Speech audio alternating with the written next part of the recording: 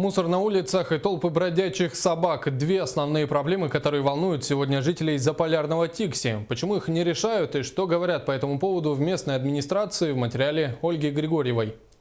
Мы все помним, каким образцовым городским поселением был наш райцентр до начала 90-х годов. Какая была чистота на улицах, как был налажен вывоз мусора и отлов безнадзорных собак в поселке Тикси Булунского района. А на сегодняшний день в поселке другая картина. Горы мусора лежат неубранными с Нового года, постоянный сильный ветер разносит пакеты с мусором по всему поселку. Давно назрела необходимость приобрести второй автомобиль-мусоровоз, так как имеющийся сейчас у Булунского филиала ГУП ЖКХ все чаще и все на более продолжительное время выходит из строя. Жители, преодолевая сугробы и покрытые льдом улицы, подъемы и спуски переходов между улицами, падают и получают переломы. Дороги, на которых образовался гололед, посыпаются только тогда, когда приезжают высшие чиновники. В связи с частыми пурговыми днями у нас последние дни просто не успевали они расчищать. В настоящее время расчистка проводится. На сегодня также остро стоит вопрос о бродячих собаках.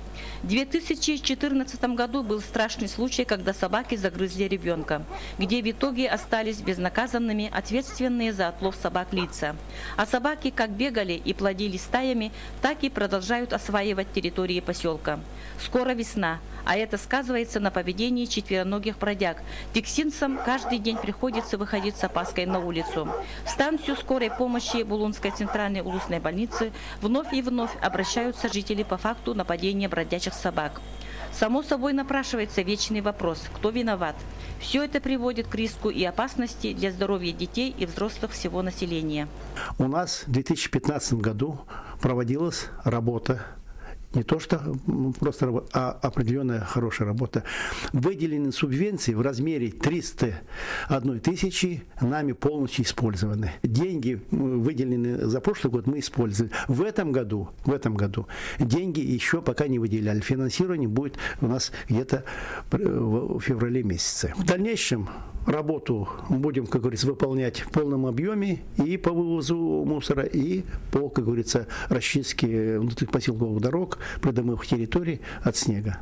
Хочется надеяться, что слова главы администрации поселка не просто обещания, и что наконец-то примутся необходимые меры в ближайшее время. Ольга Григорьева, Валерий Савельев, НВК Саха, Тикси.